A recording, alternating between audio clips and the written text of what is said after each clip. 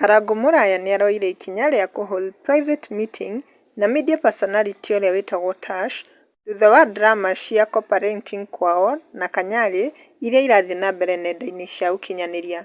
Kũringana na Karangũ, gĩtũmi gĩake gwĩta Tash Marie nĩ experience yake ĩrĩa enayo ya gũũkĩrĩrwo gũkũ nenda-inĩ ũndũ ũkoniĩ famĩlĩ yake.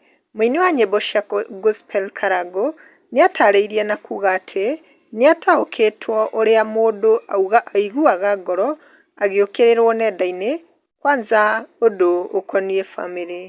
Akĩaria ũhoro wa mũcemanio ũcio, nĩatarĩirie atĩ nĩaraiguire ta angĩtuĩka wa ũteithio harĩ Tash tondũ we nĩakĩhĩtũkĩire mbara na gũtrolwo mũno nenda-inĩ thikũ icia na hau thutha maũndũ makoniĩ personal life yake.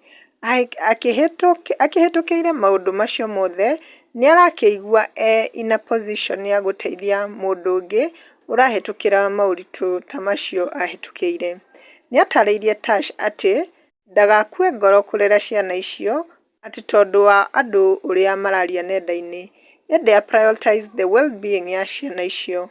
Ithe wa ciana ithatũ nĩaugĩte atĩ co-parenting ĩrenda maturity, patience na communication njega gatagatĩ ga aciari regardless ya differences ciao. Nĩatarĩirie Tash atĩ a focus on maintaining thayũ na make sure ciana nĩirakũrĩra environment ĩna thayũ ĩtarĩ na mbara nyingĩ cia mĩciĩ. Karangũ nĩatarĩirie atĩ public figures nĩmabatiĩ gũkũrithania pressure ya social media na responsibility cia maica. Kũringana nake, andũ aingĩ macangagĩra opinions nenda-inĩ matarĩ na gũtaũkwo kwega kwa maũndũ marĩa famĩlĩ ĩhĩtũkagĩra. Karangũ agĩtigĩtwo na mwĩhoko atĩ famĩlĩ icio cierĩ nĩikũgĩa na thayũ na akehoka Tash nĩagũbuata maũndũ marĩa maragĩkorirwo makĩ discuss kũrĩa mũcemanio-inĩ.